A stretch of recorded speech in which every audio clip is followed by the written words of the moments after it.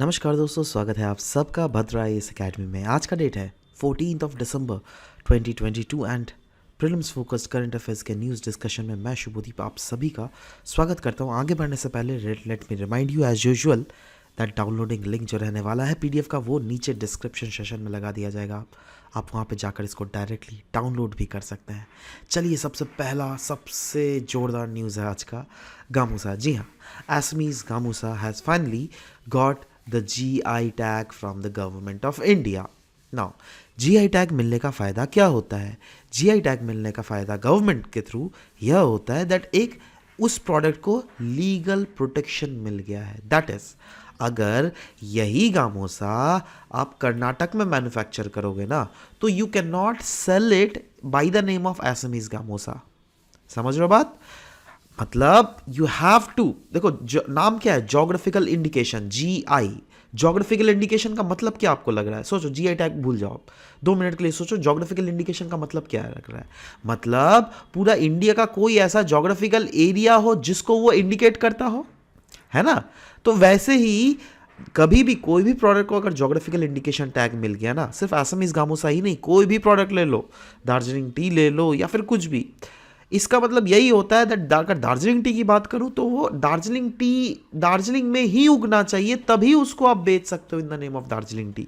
वही टी अगर आप आसाम में उगाओगे तो you can not sell it by the name of Darjeeling tea. Clear है? सो ये भी जो गामोसा है ना, ये भी gamosa if you will manufacture in Assam only, then only this will be recognised as a Assamese gamosa. ठीक है? सो द प्रोडक्ट, जैसे कि बोला गया था, product will now get legal protection to prevent its unauthorise use, right? साथ ही साथ if you want to sell it in the market, or if you want to export it, then those products should be from Assam. Gamusa is considered undoubtedly as one of the prominent cultural identifiers. In fact, when I came to Assam also, right, I'm from Bihar, right, but still when I visited, then I was being respected with the help of this gamusa only, right? So yes, this gamusa has a cultural value. In fact, इस culture को पता है, I believe that you people, yes, the people of Assam is also already promoting. आप देखो Hima Das, right, when she won that Olympic वाला medal, so the first thing that she portrayed was Assamese gamosa and the tricolour national flag, right? कहीं पर भी Assamese people, whenever their presence are there, then they make sure to present that Assamese gamosa, whether it be with the prime minister, कोई भी minister आए, कैसे भी आए, this is a kind of respect that you people show, right? And when you people show, then this comes in media. When this comes in media, then people get to know about it, right? So always, in general भी मैं आपको बोल रहा हूँ, always try to promote these cultures. These are very very prominent, है ना? इंसान आएंगे, इंसान जाएंगे, बट कल्चर रह ही जाएगा। ठीक है? नेक्स्ट, श्री औरोबिंदोज बर्थ एनिवर्सरी को प्रधानमंत्री का पार्टिसिपेशन था उसमें, so that's why this was very much in news. In fact इसी के शुभ अवसर पर प्रधानमंत्री जी ने पोस्टल स्टाम्प एंड कॉइन भी रिलीज़ किया था। तो सवाल होता है, औरोबिंदो जी के लाइफ और उनसे हम लोग क्या क्या लेसन आज तक सीखते हैं। चलिए इसके बारे में थोड़ा डिस्कस करते हैं। Shri Aurobindo, he was an Indian philosopher, he was a yogi, he was a Maharshi, poet और Indian nationalist, जिन्होंने एडिट किया था न्यूज़पेपर, जो के एडिटर थे बेसिकली न्यूज़पेपर वंदे मातरम का। इनफैक्ट इन्होंने ज्वाइन किया था Indian movement for independence from British colonial rule until 1910, and he was one of the influential reader and then became the spiritual reformer as well. बाद में ये स्पिरिचुअल रिफॉर्मर भी बने। बाद में तो एनीवेज इनके थ्रू एक स्पिरिचुअल इवोल्यूशन आया था। In fact you probably would have learn और probably would have heard about Aurobindo Ashram, right? सो 1926 में इन्होंने मीरा अल्फासा, जिनको मदर के नाम से भी बोला जाता था, उनके साथ मिलकर एक औरोबिंदो आश्रम फाउंड किया था पौंडीचेरी में, है ना? अगर आप पौंडीचेरी में जाओगे then this is the marvel of that region. In fact पता है इस रीजन की खासियत क्या है? यहाँ पे कोई भी रिलीजन एग्जैक्टली नहीं है।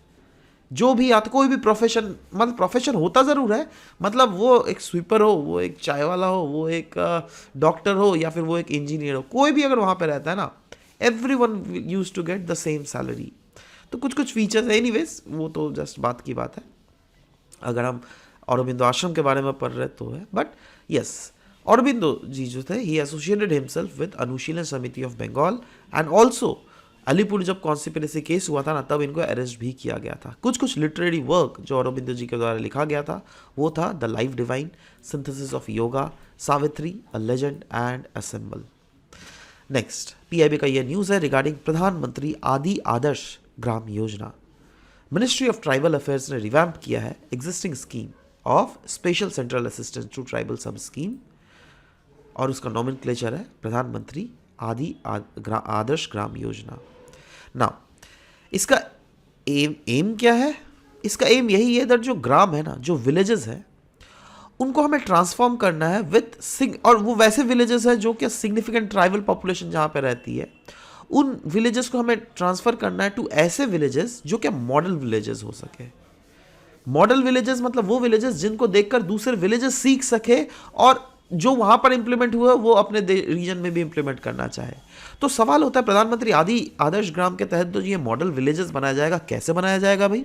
इस स्कीम के तहत क्या क्या किया जाएगा? देखो, इसके तहत अचीव किया जाएगा एक integrated socio economic development of selected villages through convergence approach, और यह इंक्लूड करता है preparing village developmental plan based on the needs, potential and various aspirations of the people living in and around this villages. ये also include करता है maximising the coverage of individual या फिर family benefit scheme of the central या फिर state government, और improve करता है इंफ्रास्ट्रक्चर इन वाइटल सेक्टर, जैसे vital social sector I would say. जैसे सोशल सेक्टर क्या हुआ? हेल्थ हुआ, एजुकेशन हुआ, कनेक्टिविटी, लाइवलीहुड, यही सब।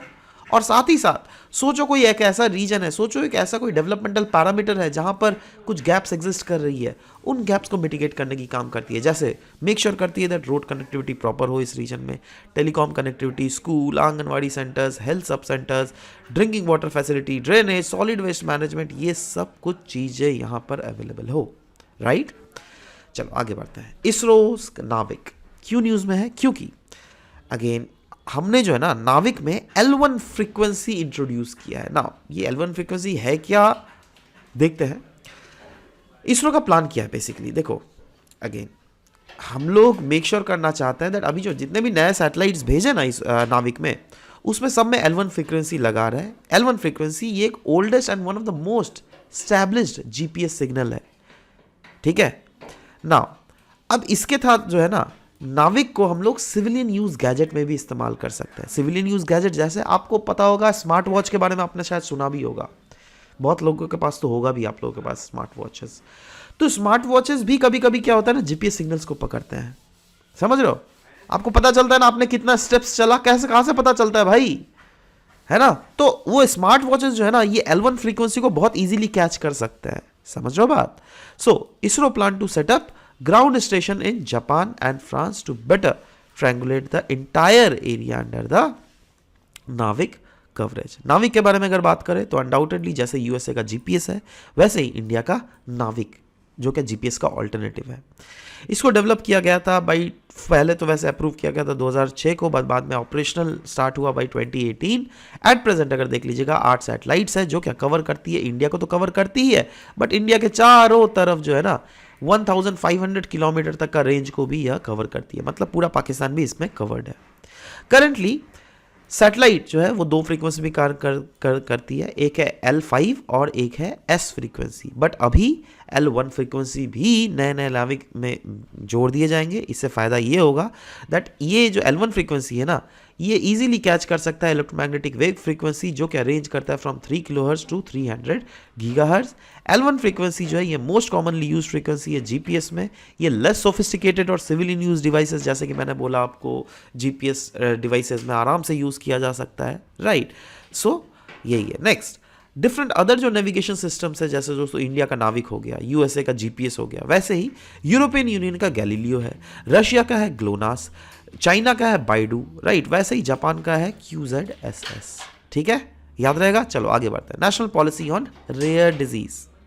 देखो राज्यसभा के एक मेंबर है फौजिया खान, उन्होंने कंसर्न कुछ रेज किया over the benefits of national policy of rare disease जो क्या बिल्कुल ही पेशेंट्स तक रीच नहीं कर पा रहा है even after it's introduction. Now allegations क्या है? एलिगेशंस ये है दैट बहुत सारे यंग लाइफ जो है ना चले गए हैं। क्यों? क्योंकि डिले हो रहा है in reaching the benefits of this national policy on rare disease. और ये कौन कौन से डिजीज इंक्लूड करते हैं? बहुत सारे, जैसे lysosomal storage disorder, Gaucher disease, Pompe disease, MPS 1 and 2, Fabry disease. ये शायद नाम भी आपने नहीं सुना होगा। पता है उस टाइप के नाम ज्यादा आता है जो क्या वैसे डिजीज होता है जो क्या लार्जर पब्लिक को होता है। ये जितने भी सारे रेयर डिजीजेस होते हैं ना, ज्यादातर रेयर डिजीजेस हम लोग ट्रॉपिकल रीजन्स में देखने को मिलते हैं। ट्रॉपिकल रीजन्स में वैसे कंट्री जो क्या गरीब कंट्री है। अब गरीब कंट्री में कुछ भी हो, कोई भी अमीर कंट्री को फर्क नहीं पड़ता है ना, ये भी तो देखिए। सो एनीवेज, वो तो चलो बात की बात है, वो तो एक जियोपॉलिटिकल जुमला है। बट अभी की अगर बात करें, national policy on rare disease 2021 का मेन एम यही है दैट इंडिजिनस रिसर्च और लोकल प्रोडक्शंस किया जाए मेडिसिन का, वैसे ट्रीटमेंट निकाला जाए इन मेडिसिन के थ्रू जो क्या रेयर डिजीजेस में होते हैं। जैसे रेयर डिजीज मतलब जो कुछ ही चंद ही लोगों को होता है, चंद ही रीजन्स में हमें देखने को मिलता है, जिसके ऊपर वेस्टर्न वर्ल्ड कोई दवाई नहीं बनाती है। एटलीस्ट हम लोग तो रिसर्च एंड एक्टिविटीज करें उसमें। इसी के साथ स्क्रीन और डिटेक्ट किया जा सकता है rare disease early stages which will in turn help in their prevention. इसमें कैटेगराइजेशंस कुछ है। दैट इज, इस पॉलिसी के अंदर तीन ग्रुप में डिवाइड किया गया, ग्रुप 1, ग्रुप 2, ग्रुप 3। ग्रुप 1 में disorders which are amenable to one time curative treatment. Group 2 में those which require long term and life long treatment. और ग्रुप 2 में वैसे डिजीजेज है which are for definite treatment, इनका मतलब जिनका definite treatment is available, but उनके challenges हैं दैट ऑप्टिमम पेशेंट सिलेक्शन कैसे किया जाए उनके बेनिफिट्स के लिए, राइट। उसके बाद ये जो कॉस्ट है लाइफ लॉन्ग थेरेपी का वो भी काफ़ी ज़्यादा है। तो ये सब कुछ कैटेगराइजेशंस दिए गए। Next, stiff person syndrome. एक फ्रेंच कैनेडियन सिंगर है सेलिना डियोन, राइट। तो उन्होंने क्लियरली खुल के आके बोला है देखो भाई मेरे को जो है स्टिफ पर्सन सिंड्रोम है। देखो नॉर्मल स्पाइन, आपका स्पाइनल कॉर्ड ऐसा हो रहता है, right, but stiff person syndrome में क्या होता है ना, आपका स्पाइनल कॉर्ड एक पर्टिकुलर शेप ले लेता है और आपका बॉडी वैसे स्टिफ हो जाता है, चेंज नहीं कर पाओगे। तो ये एक रेयर न्यूरोलॉजिकल कंडीशंस है जो क्या मसल को बिल्कुल ही एकदम अनकंट्रोल कर देता है। आप मतलब जो मैंने अभी समझाया ना वो इससे समझ जाओ, इस सब मत देखो।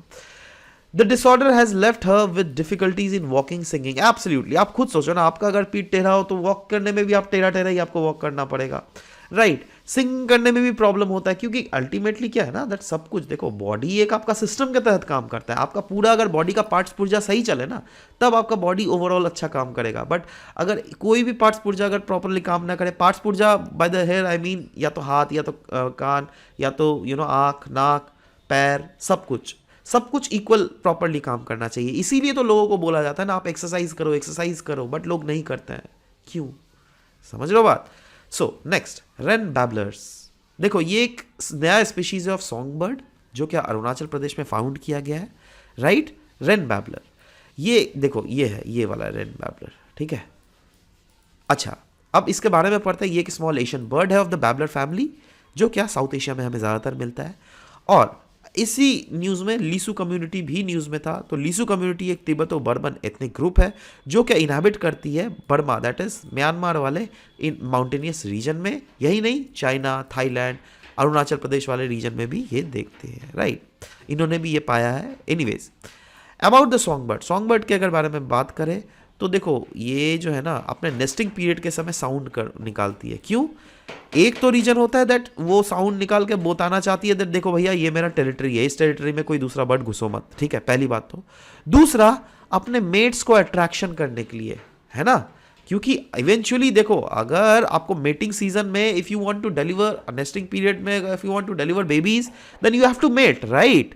तो उस मेट को बुलाने के लिए दैट वो लोग अलग अलग साउंड्स निकालती है। तो इसीलिए this rain babblers was very much in news these days, right. So yeah this was all about this. And MCQs देख लेते हैं दोस्तों। एमसीक्यू में कल का एमसीक्यू जो पूछा गया था उसका सही आंसर है donkey milk has more fat content. नहीं, लेस फैट कंटेंट होगा, मोर नहीं लेस, ठीक है। Then it would have been correct. तो यहाँ पे नॉट करेक्ट पूछा गया था ना, so yes, D is the not correct answer. आज का क्वेश्चन है, like GPS navigation system of USA, navigation system of European union is known as which among the following? GLONASS, Galileo, BeiDou या फिर नाविक? नीचे कमेंट सेक्शन में बिल्कुल अपने आंसर्स लिखिएगा, बहुत इजी आंसर है इसका।